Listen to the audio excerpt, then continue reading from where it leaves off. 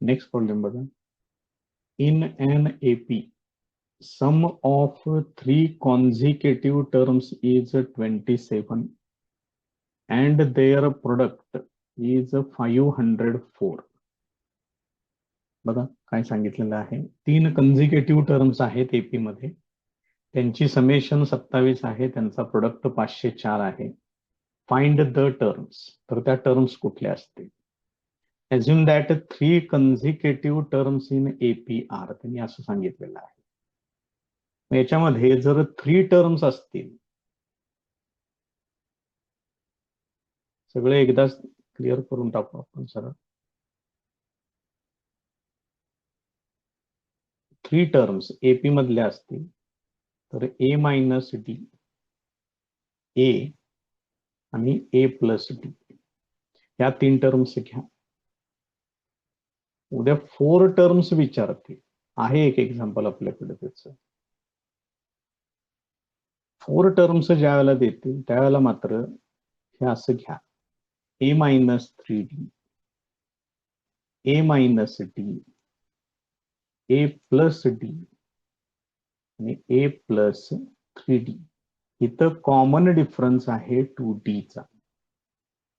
Problem सोडवताना सोपं जातं, त्यामुळे हेच घ्यायच्या टर्म्स. लक्षात ठेवा, टर्म्स पटकन कॅन्सल होतात आणि इझिली तुम्हाला व्हॅल्यूज मिळतात. 5 टर्म्स असतील तर ए मायनस 2डी, ए मायनस डी, ए प्लस डी आणि ए प्लस 2डी अशा 5 टर्म्स घ्यायच्या. त्यामुळे हे पहिल्यांदा लक्षात ठेवा, कुठेतरी बाजूला व्यवस्थितपणे हे लिहून ठेवा, इम्पॉर्टंट. आता त्यांनी काय दिलेलं आहे, ह्या 3 टर्म्स साठी दिलेलं आहे. सुरुवात करूयात आपण. Assume that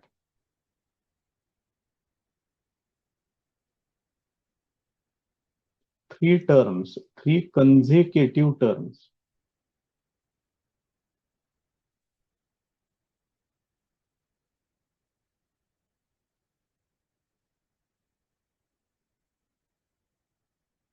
of an AP are A minus D,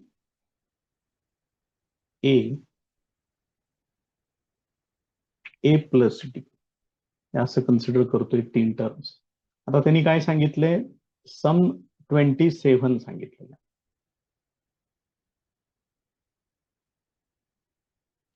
given that first term plus ही सेकंड टर्म प्लस ही third term, this is equal to 27. याच्यातलं मायनस डी आणि प्लस डी कॅन्सल होईल. ए 3 वेळा आहे म्हणजे 3A इक्वल टू 27 होणार. त्याच्यावरून ए इक्वल टू 9 येणार. ही एक व्हॅल्यू मिळते. मग हे असं कॅन्सलेशन पटकन होतं सगळीकडे या दोन्ही तिन्ही प्रकारामध्ये. आता त्यांचा प्रोडक्ट सांगितलेला आहे. And A minus D into A plus D is equal to 504. याच्यामध्ये ए च्या ठिकाणी 9 वापरायचं आहे. therefore 9 minus d into 9 into 9 plus d is equal to 504. म्हणजे 9 minus d into 9 plus d यांचा प्रोडक्ट करून घेऊया आणि ह्या 9 ला इकडं पलीकडे पाठवूया. यांचा square A minus B into A plus B, A square 9 चा स्क्वेअर येणार 81 मायनस डी चा स्क्वेअर येणार डी स्क्वेअर. इकडं तोपर्यंत 504 भागिले 9 हे असेल. हे आपण नेक्स्ट लाईनला इथं सोडवून घेऊया. therefore 81 minus D square equal to 45 उरले 5 9 सख 54 हे असं होईल. हे डी स्क्वेअर इकडे पाठवा, 56 इकडे घ्या, 81 minus 56 is equal to D square. यांची वजाबाकी करा, ती वजाबाकी 25 येईल. therefore d equal to plus और मायनस 5. अशा दोन व्हॅल्यूज मिळतील. मग आता याच्यातलं एक एक पेअर करूया. a ची व्हॅल्यू 9 आहे. when a equal to 9, d equal to 5, मग a मायनस d किती होणार आहे बघा, 9 minus 5 that is equal to 4. a equal to 9 आणि a plus d equal to 9 plus 5 that is equal to 14 हे असेल. आता a equal to 9 आणि d equal to minus 5 घेऊया. when a equal to 9, d equal to minus 5, हे काय होणार, a minus d is equal to 9 minus minus 5 म्हणजेच 9 plus 5 हे होणार 14. a equal to 9 आहेच. a plus d equal to 9 plus minus 5 that is equal to 4. therefore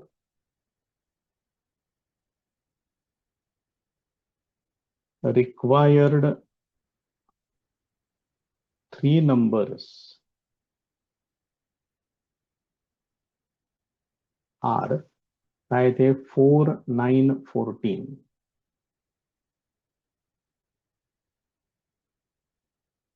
or 14, 9, 4.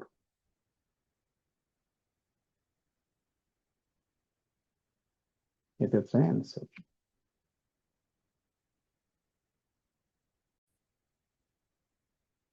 Next question बघा. Find 4 consecutive terms in an AP whose sum is 12 and sum of third and fourth term is 14. मग ह्यांनी त्या terms अशा घ्या म्हणून सांगितले. याला थोडासा प्रॉब्लेम होतो. याच्यामध्ये 2 इक्वेशन तयार होतात आणि ती इक्वेशन्स परत सोडवावी लागतात. त्याच्याही पेक्षा सोपं घेऊया आपण. Assume that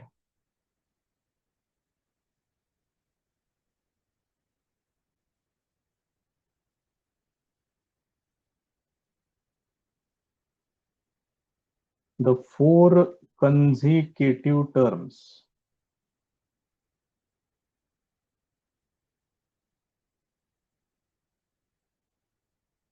in AP are a minus 3d, a minus d, a plus d, a plus 3d. इथं जो कॉमन डिफरन्स आहे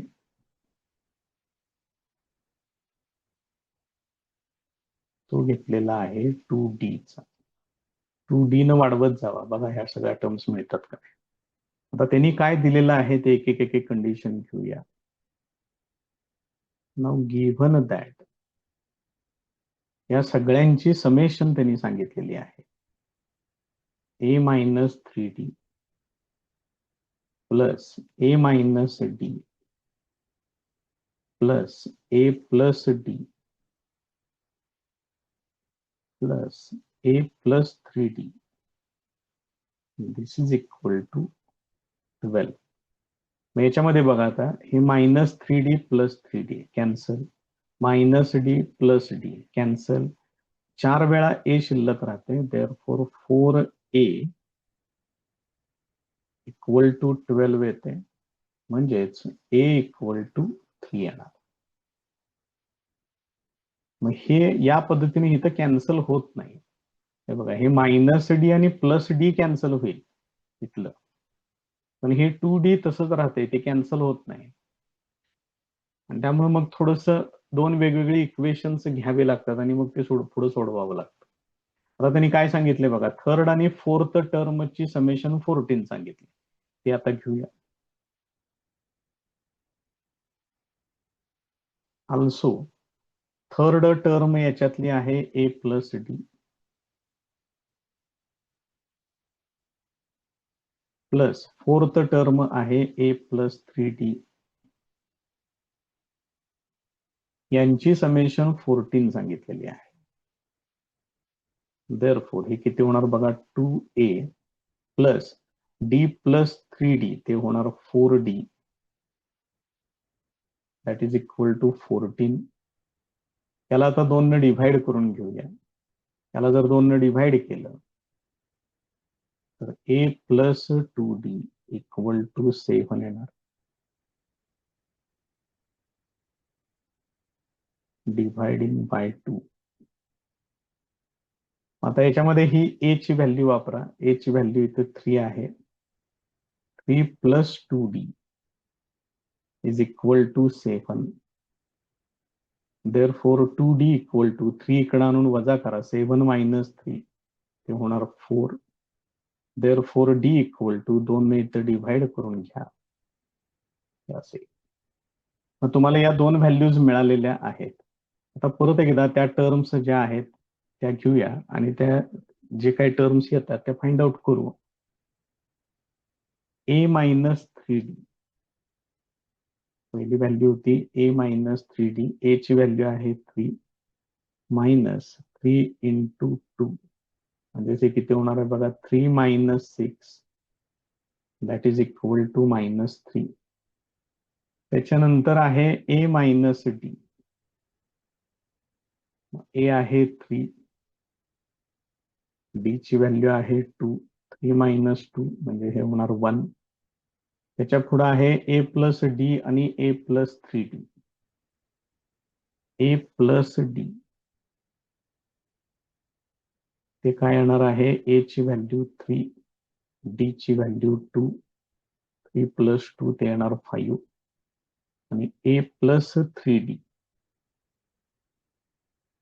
ए 3 आहे प्लस 3 इंटू 2 म्हणजे किती होणार, 3 plus 6, that is equal to 9. Therefore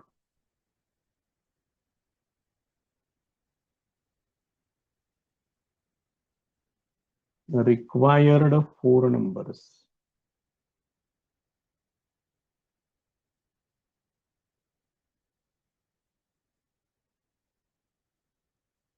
are काय बघा, -3, 1, 5, 9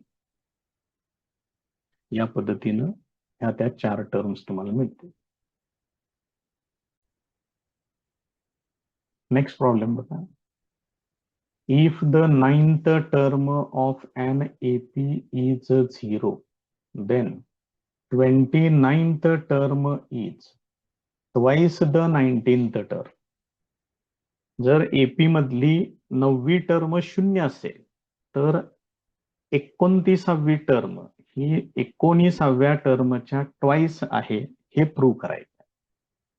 आपण त्या एपीचा फर्स्ट टर्म ए कन्सिडर करूया, कॉमन डिफरन्स डी कन्सिडर करूया आणि फॉर्म्युला वापरूया टी यांचा. Assume that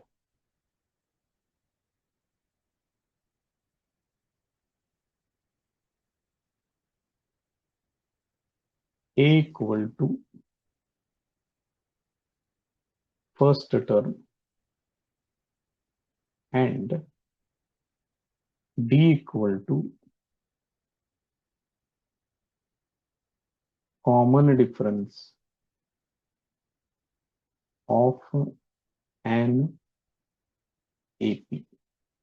Therefore, Tn equal to a plus n minus 1 into d. ह्याला आपण इक्वेशन नंबर 1 लिहूया. आता त्यांनी 9th टर्म AP सांगितलेला आहे.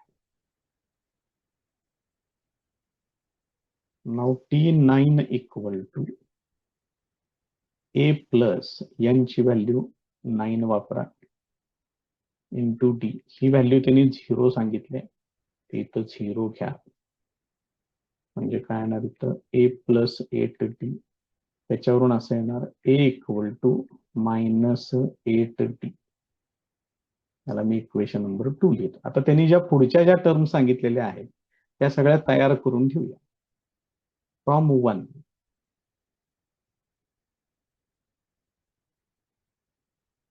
काय सांगितलंय, T29 सांगितलंय, तयार करून ठेवू. T29 इक्वल टू त्याच्यात ए प्लस एन ची व्हॅल्यू 29 घ्यायची आहे.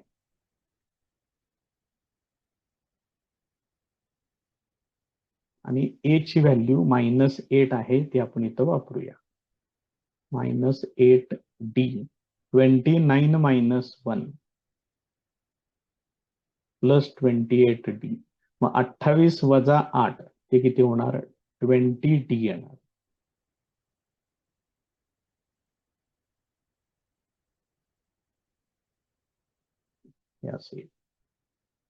त्याच्यानंतर 19th टर्म सांगितले ते.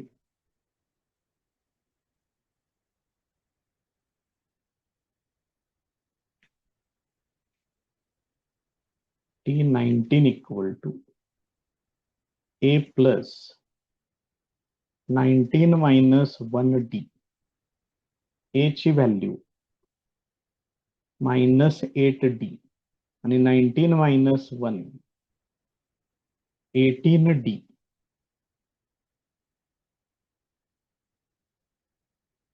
म्हणजे ते किती होणार, 18 मायनस 8 ते होणार 10d.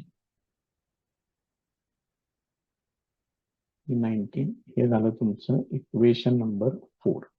मग फक्त हे ऍडजस्ट करा. बघा हे आहे का नाही दुप्पट बरोबर. हे 10d आहे, हे 20d आहे. Therefore T29 equal to 2 into 10d. आणि 10d म्हणजेच काय आहे, T19.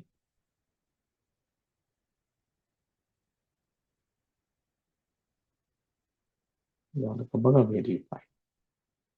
पुढे कंसामध्ये लिहून ठेवा फ्रॉम 3 and 4.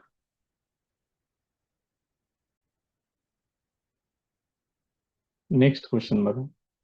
त्यातला हा क्वेश्चन नंबर 6 राहिलेला होता आपला. आपण डायरेक्ट 7 पासून सुरुवात केलं होतं, त्यामुळे हा क्वेश्चन नंबर 6 आता इथे घेतोय. सम ऑफ फर्स्ट 55 टर्म्स. पहिल्या 55 टर्म्सची समेशन एवढी आहे 3300. तर त्याची 28th टर्म फाइंड आउट करा. 28वी टर्म काय असेल ते फाइंड आउट करा. मग ए आणि डी हे पहिल्यांदा कन्सिडर करूया.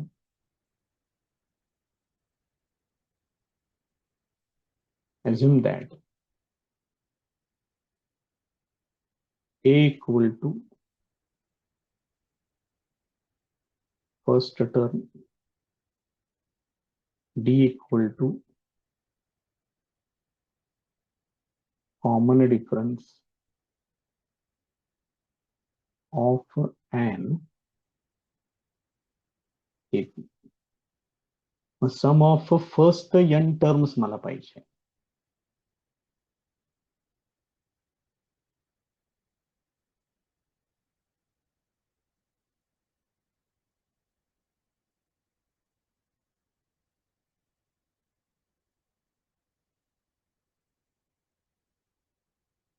असं आहे.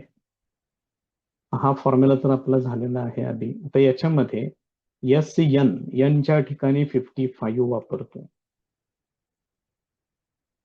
त्यांनी सांगितले पहिल्या 55 टर्म्सची समेशन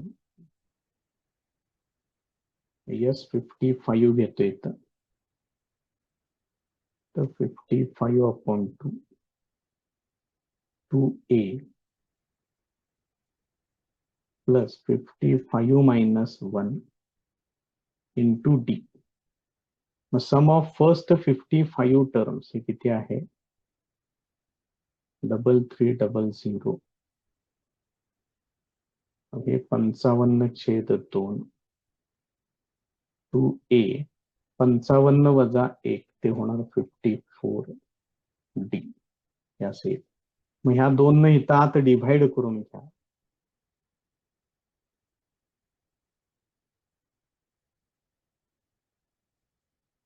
हे मी पहिल्यांदा असं मांडून घेतो.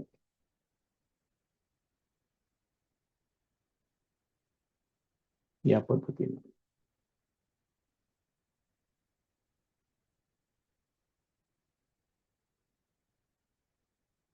आता हे 55 इकडे घ्या डिव्हायडेड बाय मध्ये.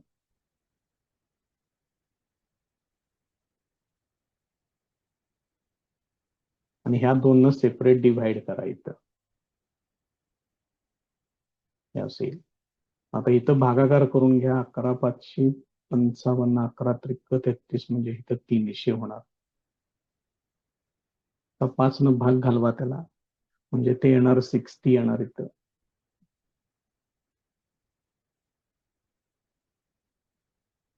झालं तुमचं इक्वेशन नंबर 1. A + 27D = 60 येते. आता त्यांनी काय सांगितलंय पुढं की याच्यातली 28वी टर्म फाइंड आउट करा म्हणून सांगितलं. मग आता TN चा फॉर्म्युला घेतला पाहिजे. नाव TN =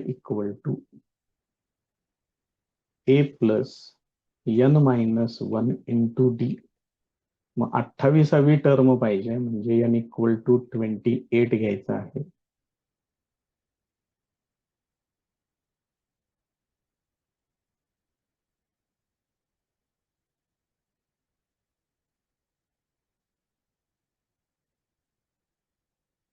असेल. आणि A + 27D म्हणजे 60 आहे.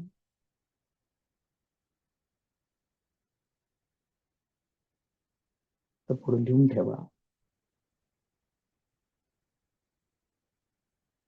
फ्रॉम 1 हे या पद्धतीने त्याचं फायनल आन्सर. नेक्स्ट बघा, आता एपीचीच उदाहरणं आहेत अरिथमेटिक प्रोग्रेशनची. फक्त आता थोडेसे वर्ड प्रॉब्लेम्स आपण बघू किंवा त्याचे ऍप्लिकेशन्स कशा पद्धतीने करतात ते बघू. त्याच्यासाठी आहे हा प्रॅक्टिस सेट 3.4. त्याच्यातलं हे first example. On 1 January 2016 Sanika decides to save ₹10, ₹11 on second day, ₹12 on third day. म्हणजे 1 जानेवारी 2016 मध्ये 1 जानेवारी 2016 पासून प्रत्येक दिवशी ₹1 एक्स्ट्राचा वाढवत जायचा आहे. 10 पासून तिनं सुरुवात केलेली आहे. 1 जानेवारीला 10, 2 जानेवारीला 11, 3 जानेवारीला 12 अशा पद्धतीनं तिनं पैसे सेव्ह करायला सुरुवात केलेली आहे. If she decides to save like this then on 31st December 2016 what would be her total saving? तर 31 डिसेंबर 2016 शेवटच्या दिवशी 2016च्या वर्षाच्या शेवटच्या दिवशी तिच्याकडे किती रक्कम जमा झालेली असेल, टोटल सेव्हिंग किती असेल हे आपल्याला फाइंड आउट करायचं आहे. Given that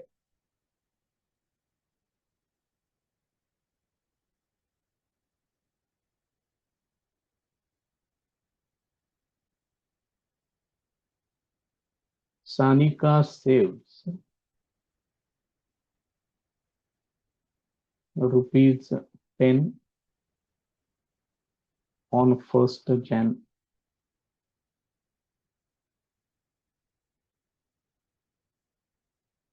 ₹11 on 2nd January. ₹12 on 3rd January, and so on. Therefore, 10, 11, 12 dash dash dash is an AP. with A equal to 10 and common difference B equal to 1. हा एक AP मला मिळतो याच्यामध्ये 10, 11, 12. आता त्याच्यामध्ये 2016 सांगितलेलं आहे.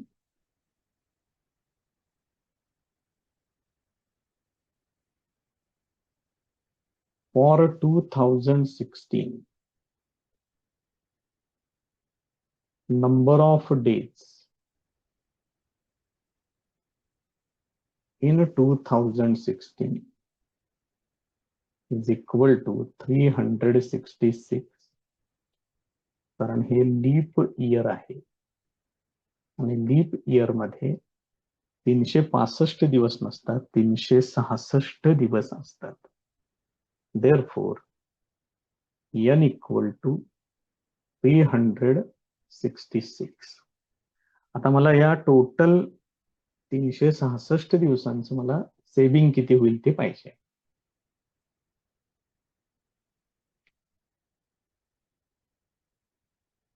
Now total savings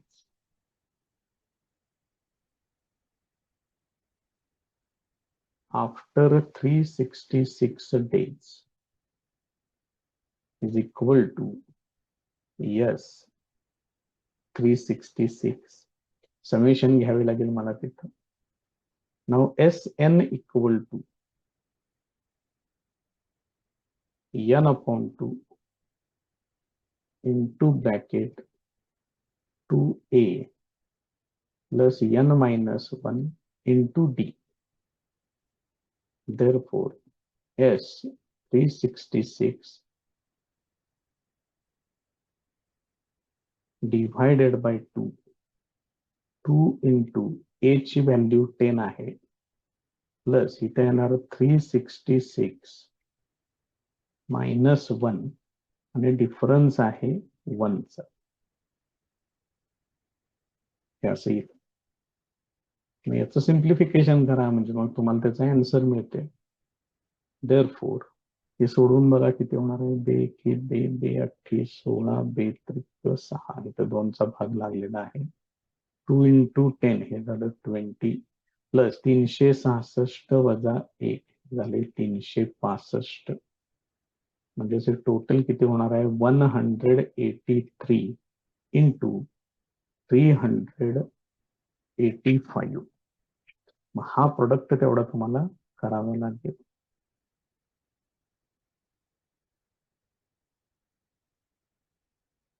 तीन 15, 5 7 आले, 3 8 24 आणि 25, 5 7 आले, 2 3 53 आणि 2 11, 1 0, 8 45, 0 7 आले 4, 8 64 आणि 4 68, 7 आले 6, 8 24 आणि 6 हे झाले 30.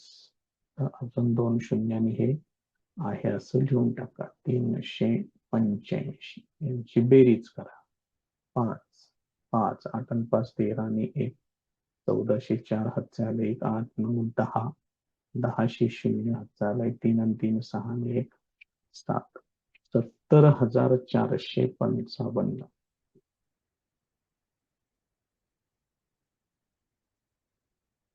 हे टोटल किती येईल. त्यांनी जसा प्रश्न विचारलेला आहे त्या पद्धतीने त्याचं उत्तर तेवढं लिहून टाका. त्यांनी कसं विचारलंय, total saving, therefore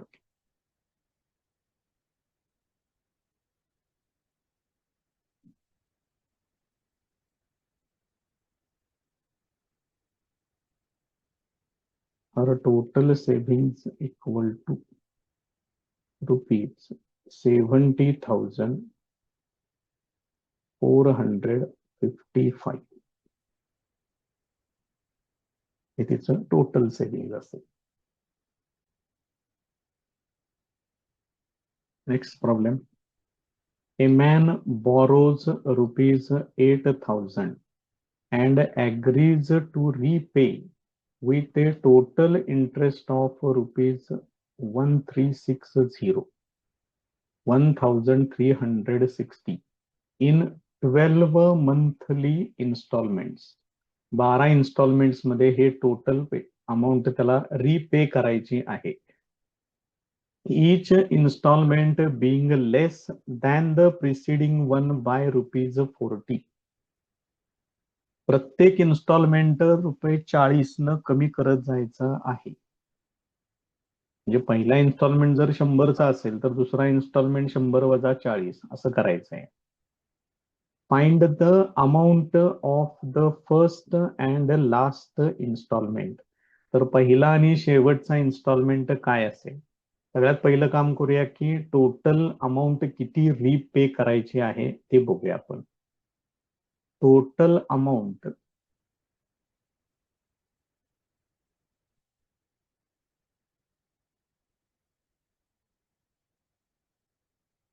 to be repaid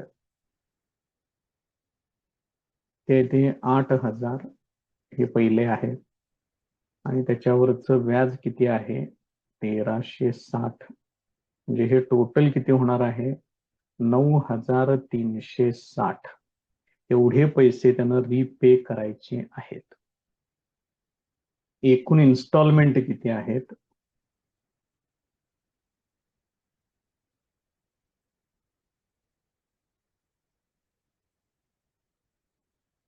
number of installments equal to n equal to 12. त्यानंतर each installment being less than the preceding one by 40. मग आता त्याला कसं लिहूया the installment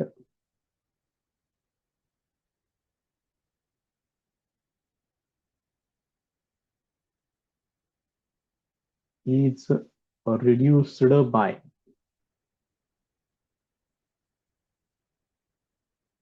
₹40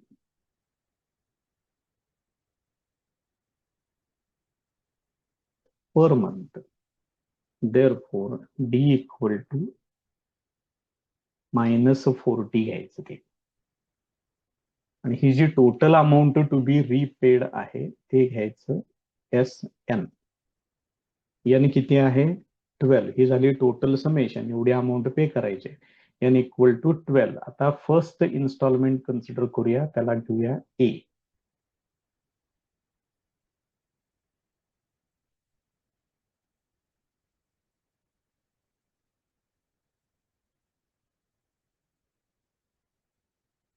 Now first installment equal to A.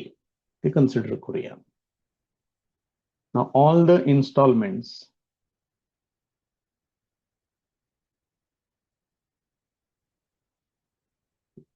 all 12 installments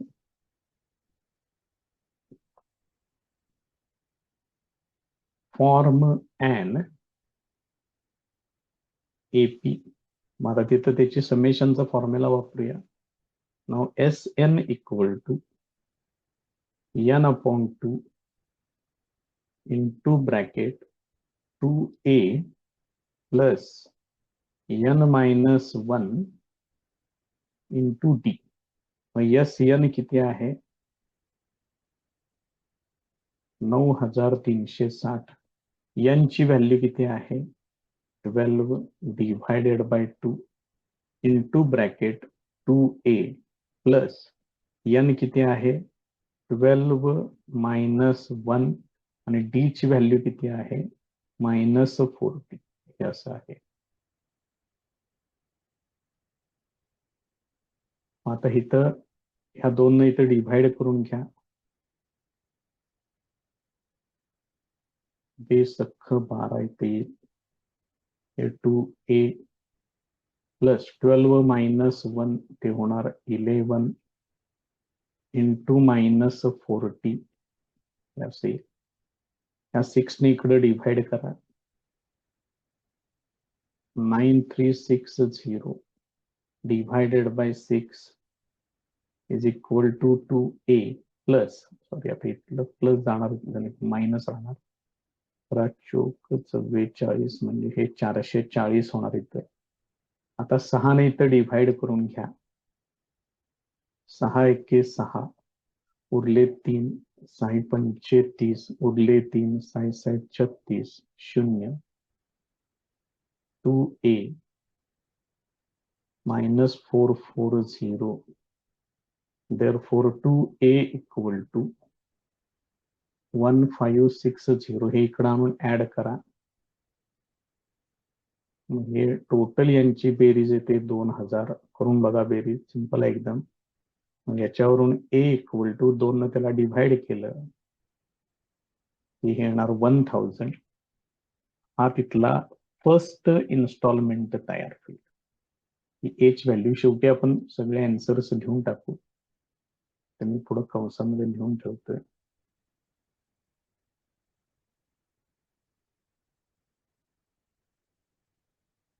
first instalment आता last instalment साठी मला n equal to 12 वापरावं लागेल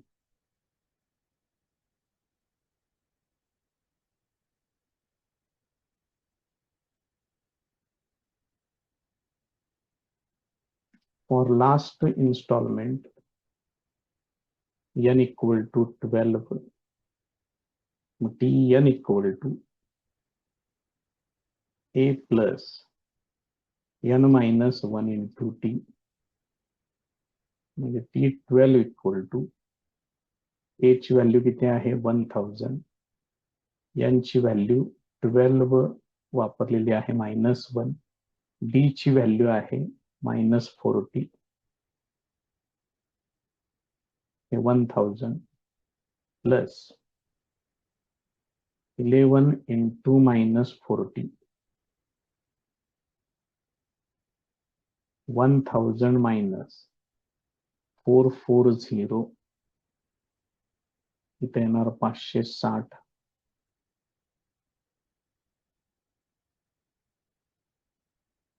so this will be the last installment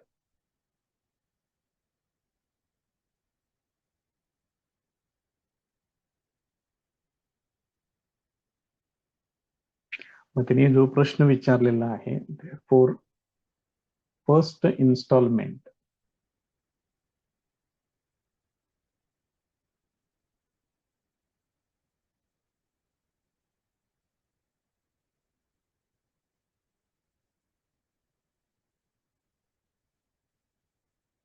₹1000 आणि लास्ट इन्स्टॉलमेंट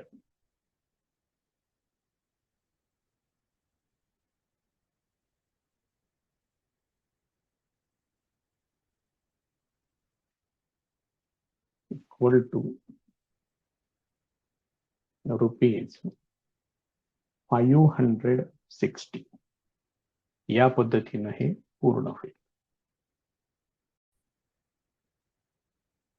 नेक्स्ट प्रॉब्लेम बघा Sachin invested in A national saving certificate scheme सचिननं national saving certificate scheme मध्ये investment केलेली आहे कशा पद्धतीने इन्व्हेस्टमेंट केले बघा in the first year he invested ₹5000 in the second year ₹7000 in the third year ₹9000 and so on find the total amount that he invested in 12 years तर 12 वर्षात त्यानं किती इन्व्हेस्टमेंट केलेली आहे ते त्यांनी विचारलेलं आहे सो सचिन इन्व्हेस्टेड एकदा मांडूया सगळं त्याच्यात काय आहे ते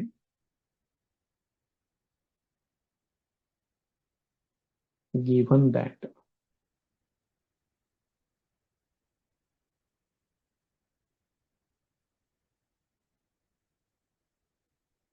Sachin invested ₹5,000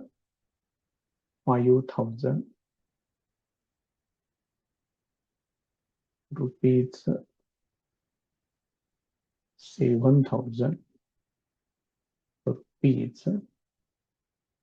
₹9,000 dash dash dash in first year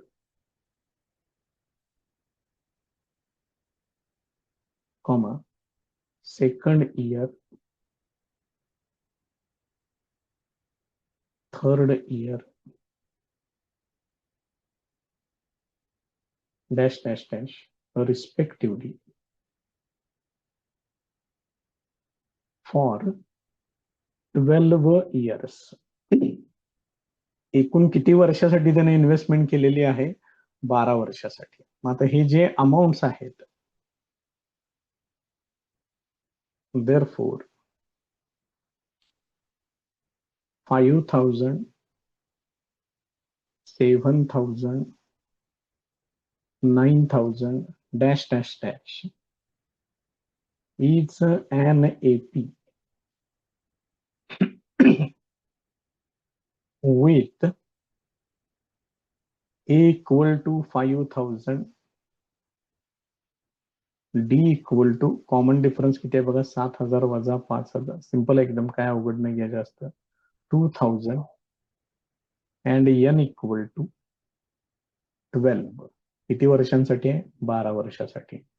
मग टोटल अमाऊंट इन्व्हेस्टेड जर काढायचं असेल तर मला समेशन फाइंड आउट करावी लागेल. Therefore total amount invested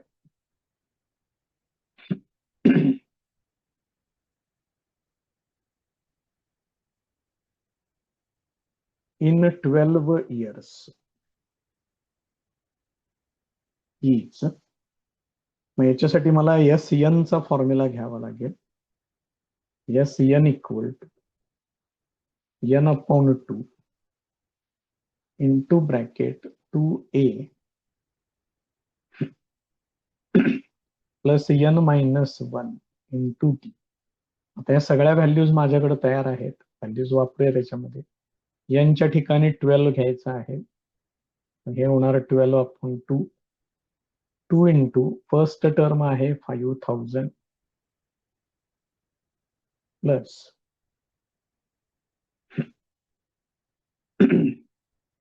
12 minus 1 into 2,000 हे असेल.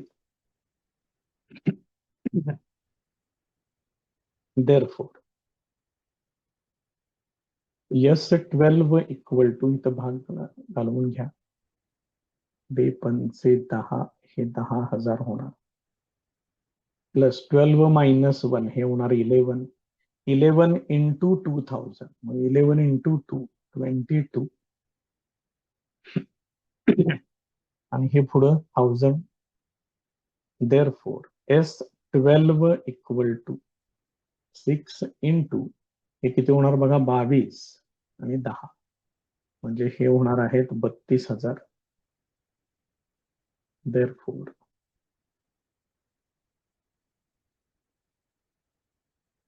S12 इक्वल टू, हे सही दोन्ही 12, आजचा एक साहित्रिक 18 आणि 1 19, 192 आणि हे पुढं 3 0. Therefore, total amount invested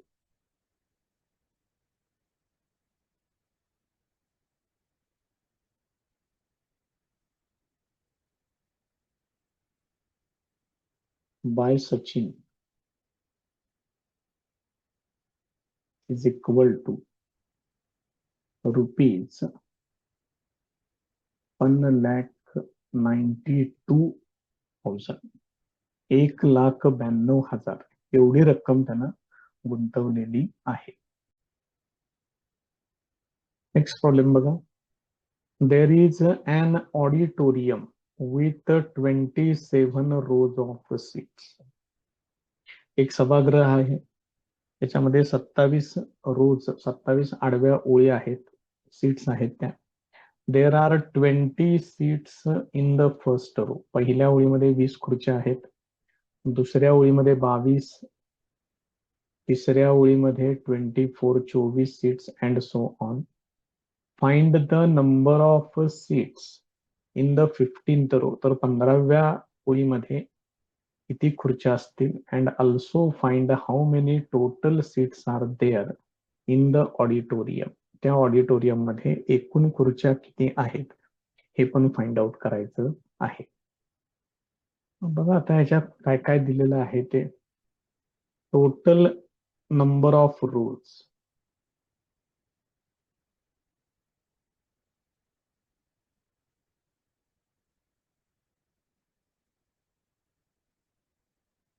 is equal to 27. There are given that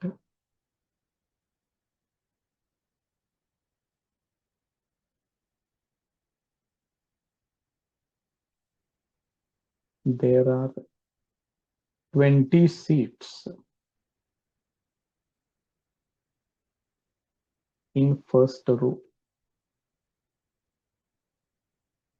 22 seats in second row, 24 seats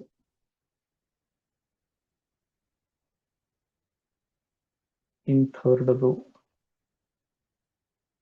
and so on.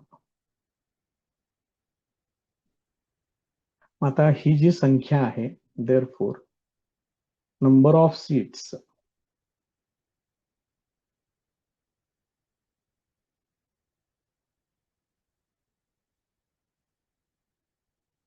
that is 20, 22, 24 dash dash dash forms an AP with A equal to 20, D equal to 2. या पद्धतीने आहे. आता त्यांनी काय विचारले? Find the number of seats in the 15th row.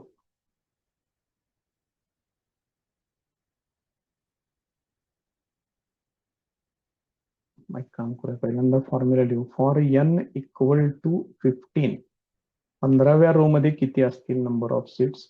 तर Tn equal to A plus n minus 1 into D. मग T15 equal to A ची व्हॅल्यू किती आहे? 20 प्लस n ची व्हॅल्यू किती आहे? 15 आणि D आहे 2.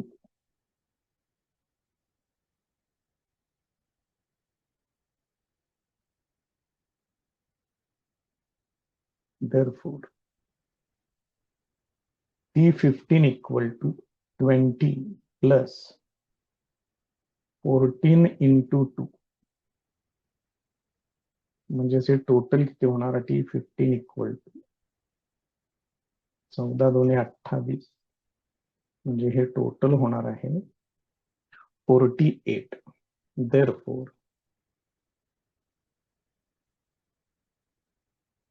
number of seats in 15th row is equal to 48. एक आन्सर तयार होईल. अजून एक त्यांनी काहीतरी विचारलेलं आहे की एकूण सीट्स किती होतील ऑडिटोरियम मध्ये?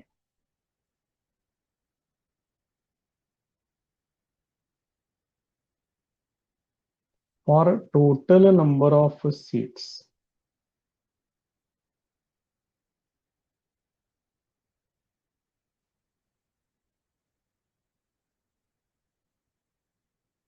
In auditorium. मग इथं तुम्हाला यस एन वापरावं लागेल. n upon 2 into bracket 2a plus n minus 1 into D. मग एकूण किती रोज आहेत? तर 27 रोज आहेत. म्हणजे n इक्वल टू 27 घ्यावं लागेल तुम्हाला. मग yes 27 is equal to 27 upon 2 into bracket 2 into पहिली व्हॅल्यू ए ची व्हॅल्यू आहे 20 प्लस 27 मायनस 1 आणि डी ची व्हॅल्यू आहे 2. 2 चा डिफरन्स आहे फक्त. तर हे एवढं सोडवावं लागेल. So this is equal to 27 upon 2 into इथे येणार 40 प्लस 27 वजा 1 26. 26 दोन्ही 52 होणार. हे किती होते टोटल? 40 अधिक 50 ते होणार आहे 92. So this is equal to 2 ने याला डिव्हाइड करा, 27 गुणिले 46 हे येणार तिथं. तर ह्याचं एवढं सोडवून घ्या. 27चा पाडा पाठ असेल तर चांगलीच गोष्ट आहे, काय अडचण नाही. 28 आणि 4 32 बेसक 1200 2 हजार 24 8 आणि 1 9 2 4 12. तर हे टोटल येणार आहे 1242. हे येणार आहे S27. Therefore, total number of seats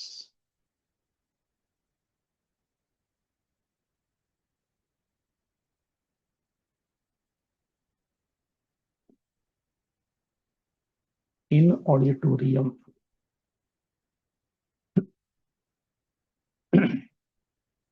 is equal to 1242.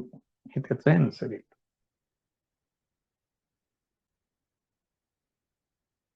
Next problem बघा. Kargil's temperature was recorded in a week from Monday to Saturday. म्हणजे एकूण 6 दिवसाचं टेम्परेचर त्यांनी रेकॉर्ड केलेलं आहे. All readings were in AP. तिथले जे काही टेम्परेचर्स आहेत, एकूण 6 व्हॅल्यूज मला मिळतील 6 दिवसांच्या. ही सगळी रिडिंग्ज AP मध्ये आहेत. अरिथमेटिक प्रोग्रेशन आहे. The sum of temperatures of Monday and Saturday. त्याच्यातलं मंडेचं टेम्परेचर आणि सॅटरडेचं टेम्परेचर यांची sum was 5 degree centigrade more than sum of temperatures of Tuesday and Saturday. Tuesday आणि सॅटरडेला जे टेम्परेचर आहे त्यांच्या समपेक्षा 5 डिग्री सेंटीग्रेड जास्त मंडे आणि सॅटरडेच्या टेम्परेचरची समेशन आहे. If temperature of Wednesday was -30 degree Celsius. त्याच्यातलं त्यांनी वेन्सडेचं टेम्परेचर सांगितलंय -30 degree centigrade Celsius. Then find the temperature on other 5 days. उरलेल्या 5 दिवसाचं टेम्परेचर तुम्ही सांगा असं त्यांनी विचारले. त्यांनी प्रश्न तसा सांगितलेला आहे. आपण जे काही टेम्परेचर्स आहेत एकूण 6 दिवसांचे 6 टेम्परेचर्स कन्सिडर करावे लागतील. Given that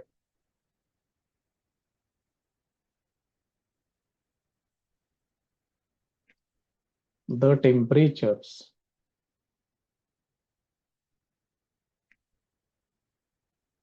from Monday to Saturday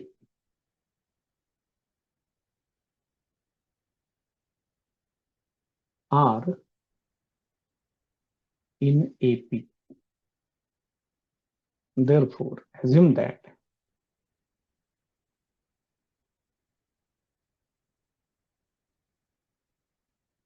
these temperatures are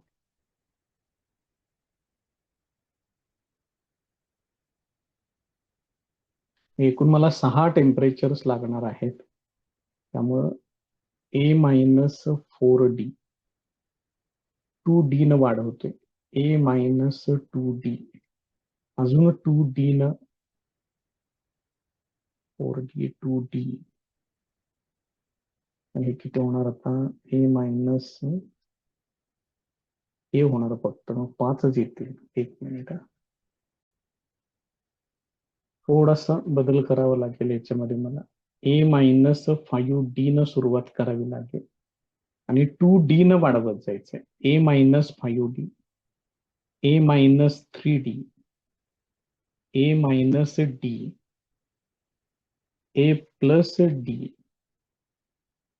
A+D A+3D आणि A+5D. कॉमन डिफरन्स जो आहे तो 2D चा ठेवलेला आहे. इथं नकोच लिहायला हे. ठीक आहे, असू दे. आता हे कुठल्या दिवसांचे आहे ते पण लगेच त्याच्या खाली मांडून घेऊया. तर मंडे पासून ही सुरुवात आहे. Monday, Tuesday, Wednesday, Thursday, Friday आणि सॅटरडे. आणि यांच्यातला कॉमन डिफरन्स तो इथं मांडून ठेवतोय. Common difference equal to 2D. 2D न वाढवत जायचंय. बघा लक्षात येते का? मग आता त्यांनी काय काय दिलेलं आहे त्या एक एक कंडिशन्स आता याच्यामध्ये आपण वापरूया. नाउ गिव्हन दॅट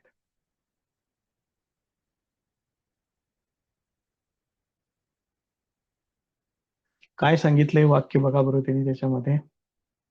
त्यांनी असं सांगितलेलं आहे की मंडे आणि सॅटरडे यांचं जे टेम्परेचर आहे त्यांची समेशन घ्यायचे. मग मंडे आणि सॅटरडे काय बघा, मंडे A-5D आणि Saturday A+5D. This is equal to ही व्हॅल्यू ट्यूसडे आणि सॅटरडे. बरोबर आहे का? बघा ट्यूसडे किती आहे A-3D. सॅटरडे किती आहे A+5D. यांच्या बेरजेपेक्षा 5 ने जास्त आहे म्हणून सांगितलं. बघा कसं आहे ते. हे टोटल किती होईल बघा बरं आता याच्यामध्ये.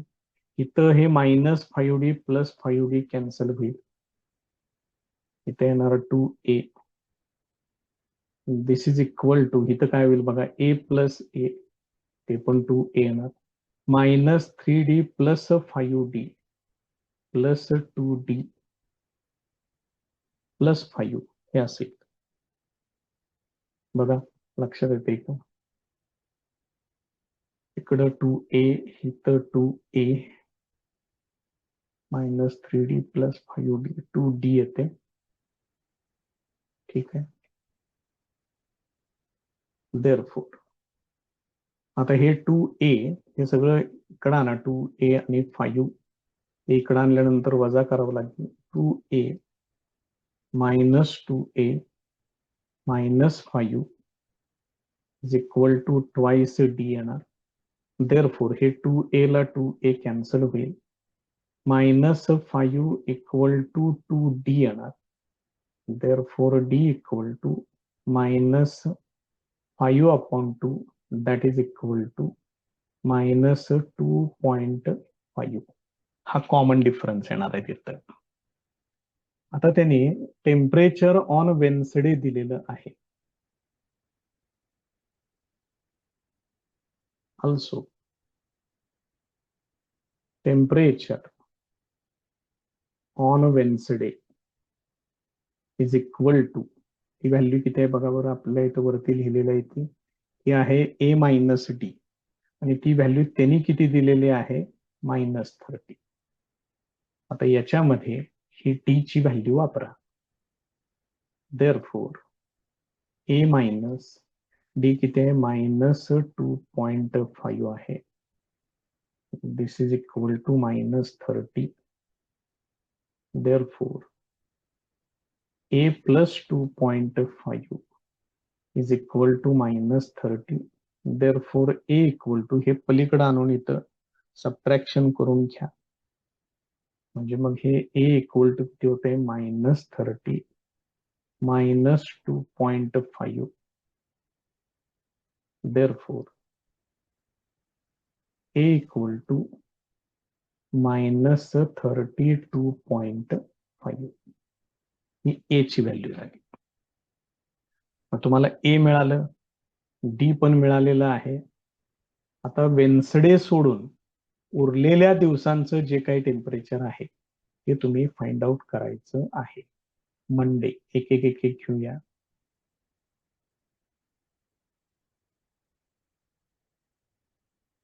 ते आहे A-5D म्हणजेच किती येणार. A आहे -32.5 -5 × डी ची व्हॅल्यू किती आहे बघा, -2.5. म्हणजे टोटल किती होणार बघा, -32.5. मायनस मायनस हे प्लस होणार आणि 25×5=1500 म्हणजेच येणार 12.5 येणार.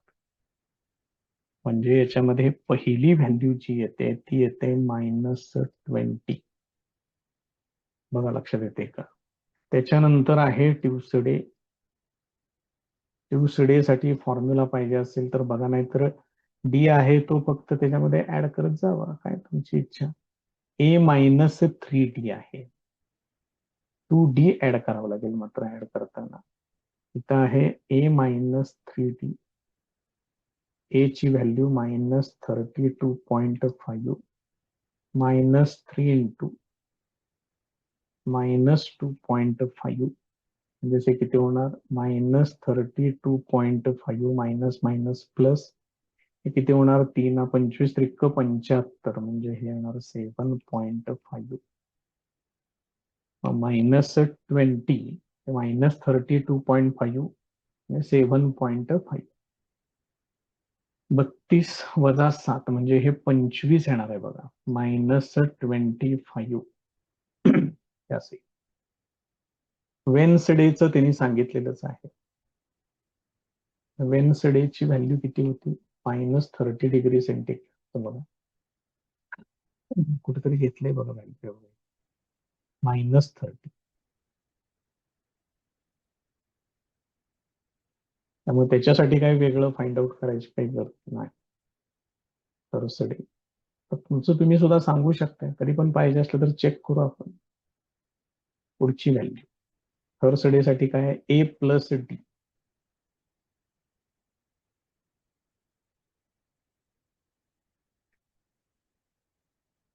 ए आहे -32.5 प्लस डी आहे -2.5 म्हणजेच काय होईल, -32.5 वजा 2.5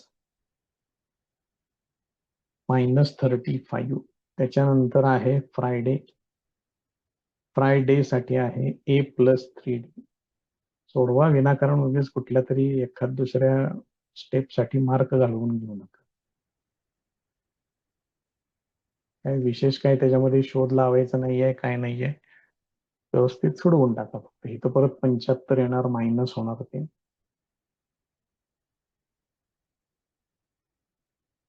हे होणार आहे टोटल -40 आणि Saturday A+5D.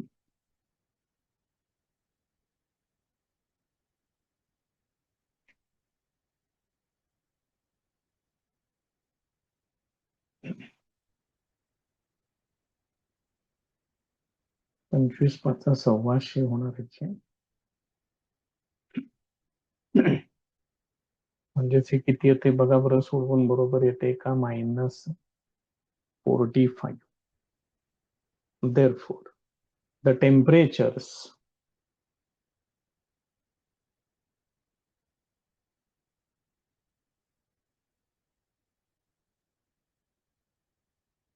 on respective days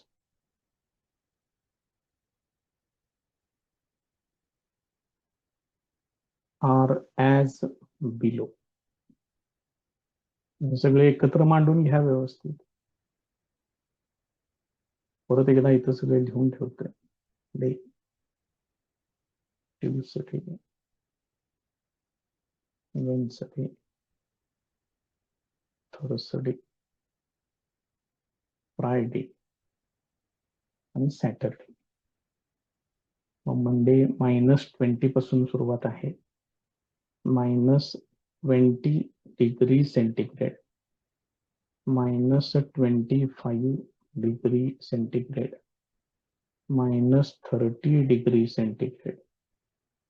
-35°C, -40°C, -45°C. Unit सहित व्यवस्थित त्या ठिकाणी ते लिहून टाका. हे त्याचं final answer.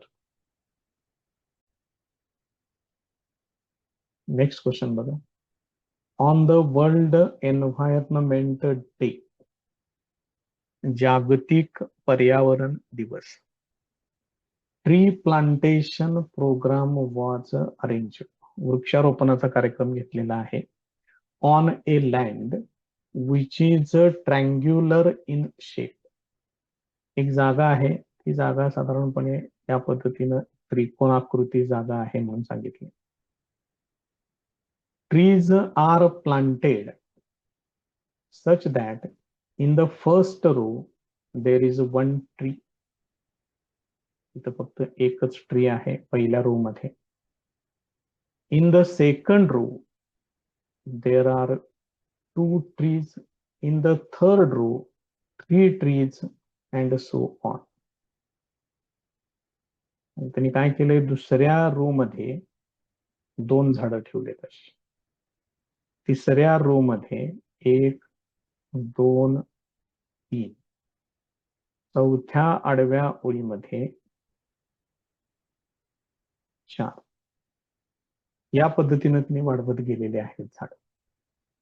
Find the total number of trees in the 25 रोज. असे रोज किती आहेत, 25. तर या 25 रोज मध्ये एकूण झाडं किती असतील हे त्यांनी विचारलेलं आहे. So given that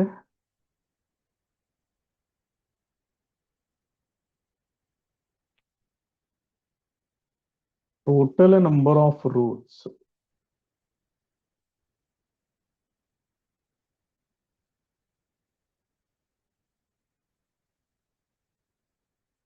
equal to n equal to 25. So in first row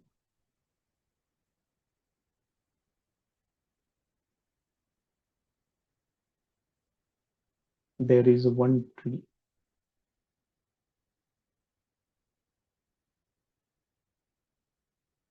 In second row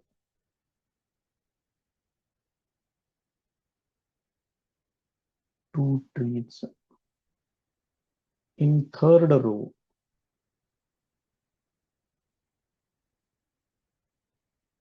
three trees and so on. Therefore 1 2 3 dash dash dash is an AP with A equal to 1, D equal to 1. A सुद्धा 1 घ्यायचा आहे, D सुद्धा 1 घ्यायचा आहे. आता मला काय करायचं आहे, total number of trees find out करायचे. Total number of trees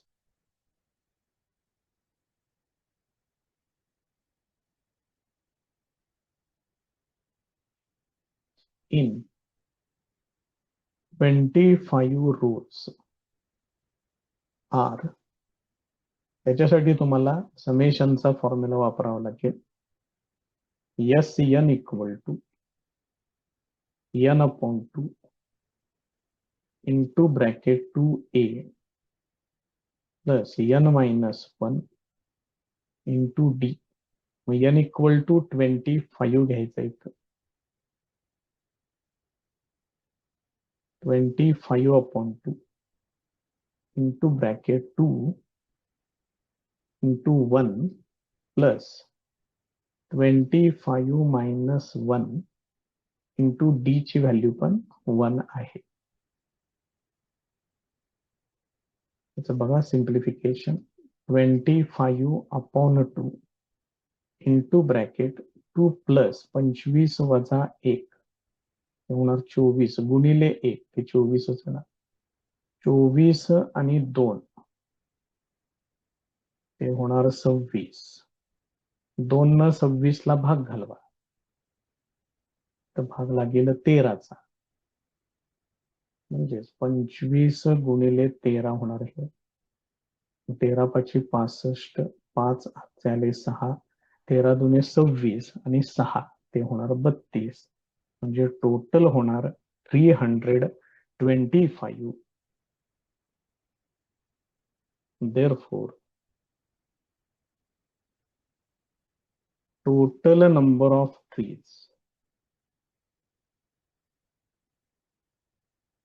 is equal to 325. It is a final answer.